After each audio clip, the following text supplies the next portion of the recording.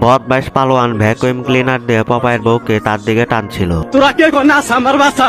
পপায়ের বউ পালাতে পালাতে একদম ছাদে গিয়ে ঝুলে পড়ে। পপায়ের বউ পপাইকে দুলাবাই দুলাবাই বলে ডাকতে থাকে। পপাই বেটা এত শক্তিশালী, সে বেটা গুলি খাওয়ার মাঝখানে সে বেটা গাঞ্জা বের করে খেতে শুরু করে দেয়। এত সাতকে গাঞ্জা খেয়ে পপাই শক্তিশালী হয়ে যায় এবং ডাকাতদেরকে ধরে একটা আছাড় মারে। আছাড় খেয়ে ডাকাত বেটারা ঘুমিয়ে পড়ে। আমার কাছে কোনো ব্যাপার না।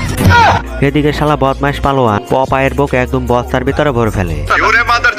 অন্যদিকে পপাই হারামজাদা এসে বদমাইশ পালোয়ানকে ধরে একটা ঘুষি মেরে দেয়। পালোয়ান বেটা একদম মেশিনের ভিতর গিয়ে পড়ে। পপাই বেটা বস্তা খুলতে যাবে অমনি পপাই বেটাকে পেয়ে তার বউ যা করলো। এই সোনামণি, মালের দানা বদমাইশ পালোয়ান ভ্যাকুয়াম ক্লিনার দিয়ে পপাইয়ের বউকে তার দিকে টানছিল। তোরা কে নাচ আমার বাসা। পপাইয়ের বউ পালাতে পালাতে একদম ছাদে গিয়ে ঝুলে পড়ে।